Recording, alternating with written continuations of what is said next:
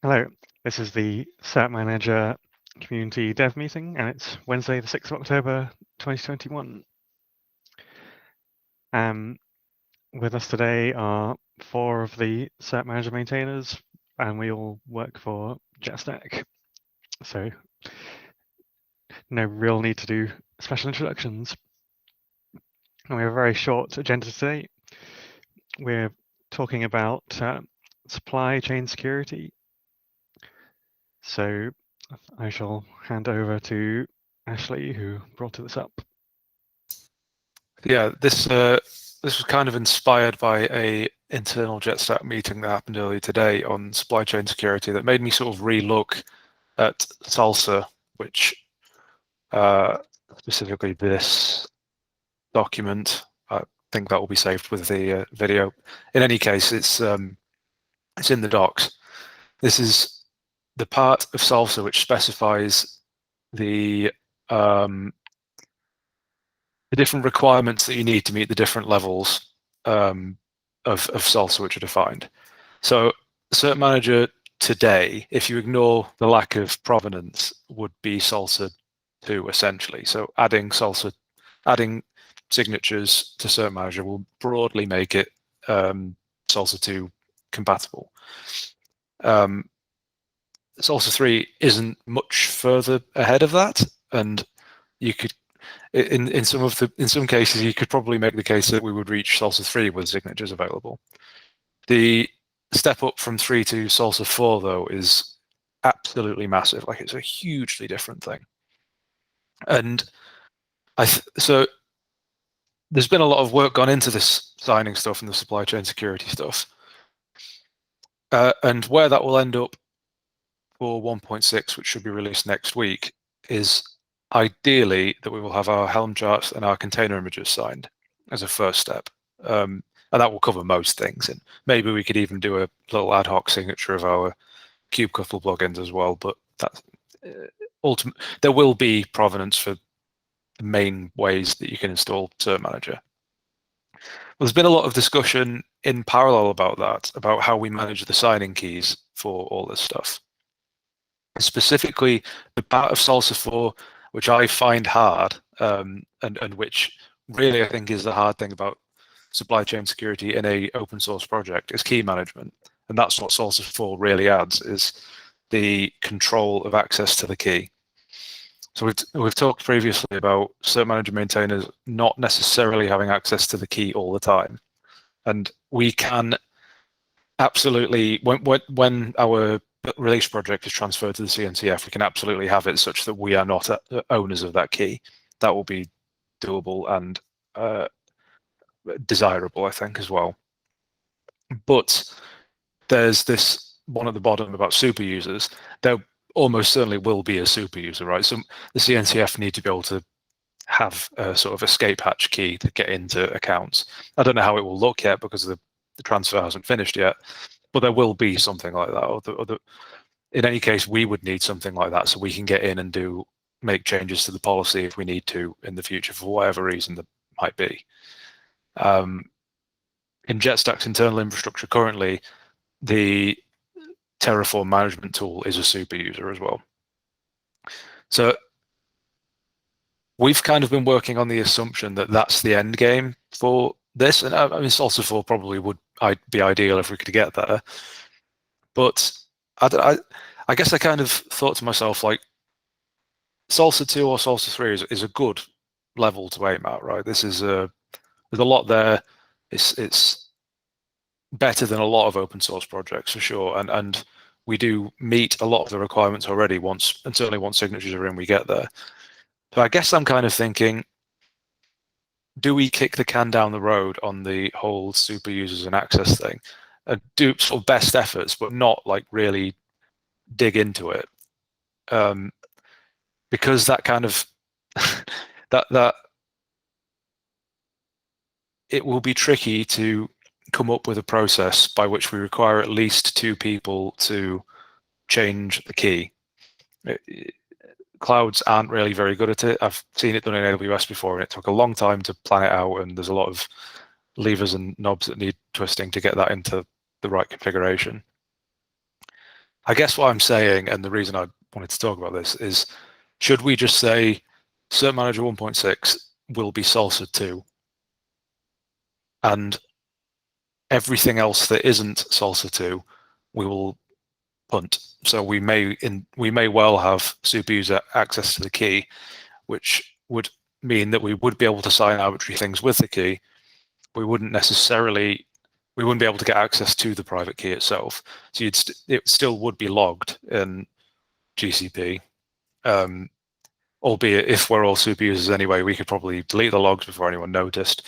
But yeah, I guess my proposal is to just kick that can down the road. Certainly we're not going to have super user access sorted before 1.6 is released, and it would be cool to get signing in for 1.6.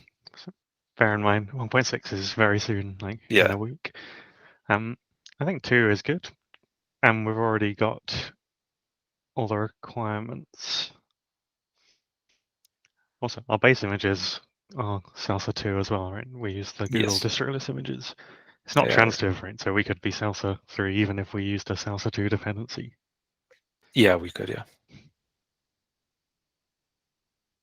Yeah, I think like security is always a moving target, like continuously worked on. Yeah.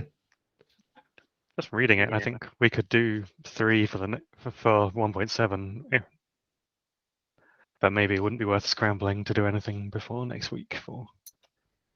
I agree. I don't think the jump from 3 to 4 is like huge in terms of the amount of effort it requires.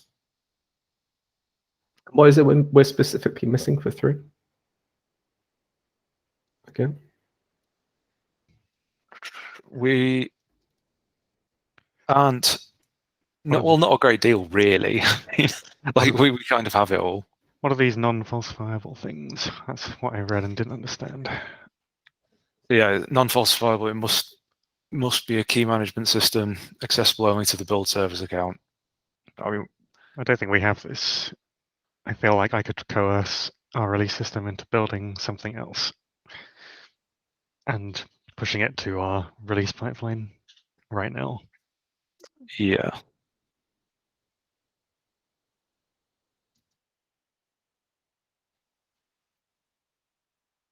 I mean, right now our release process is you run something off the command line, you specify a Git reference, and it builds it.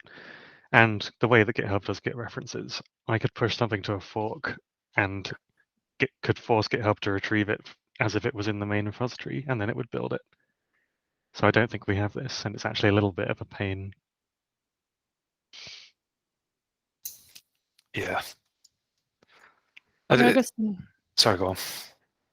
No, I was just going to continue about Sam. I guess like the build service stuff, which says that all build steps run using some build service not on a developer's workstation. It's also not strictly true because we do trigger the build setup from our machines. Although it's not the actual building that runs locally, so.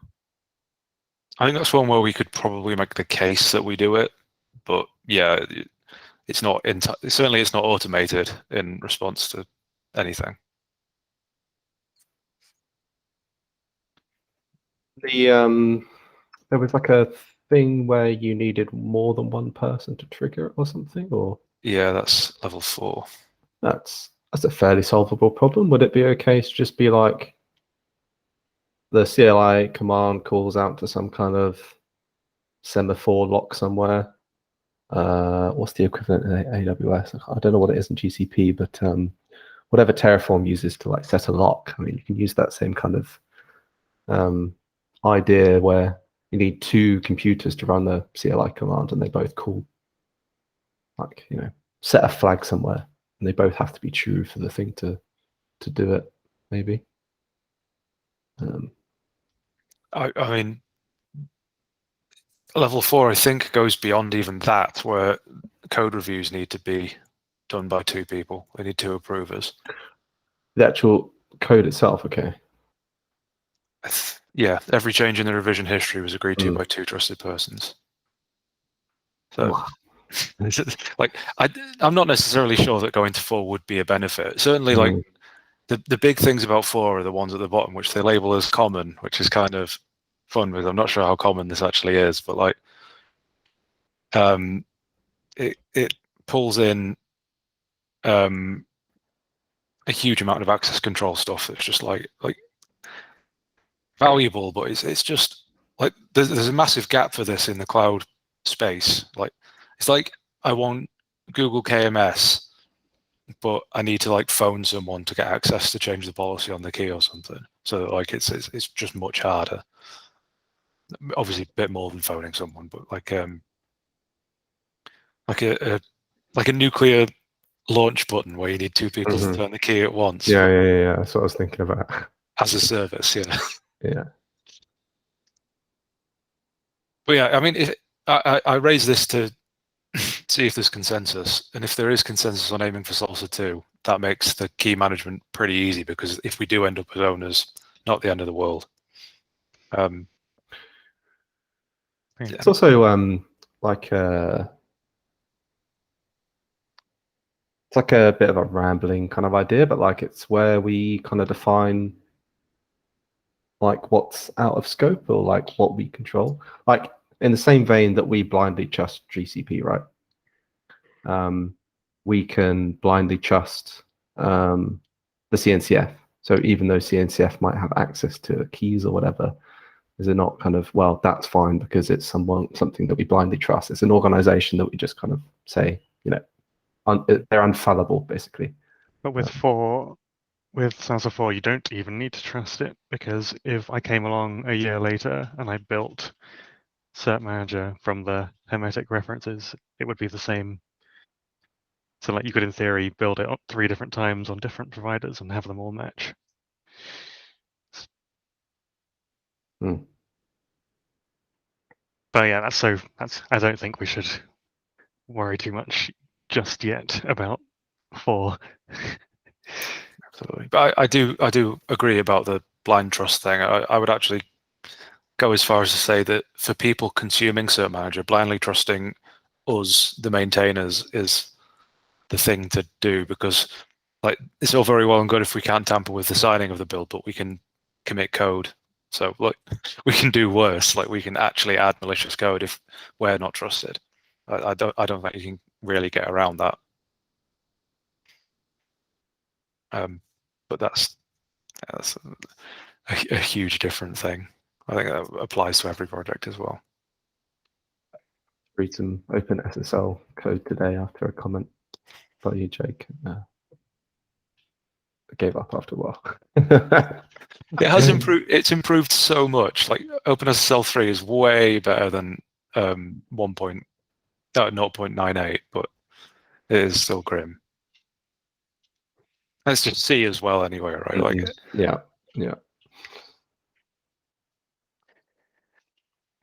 Okay, so I think we reached consensus on the we should aim for Salsa 2 because we have it, and so we can say that this is Salsa 2, and aim for 3 for the next release after 1.7, and then think hard about 4 and whether we do what we actually do when we get there.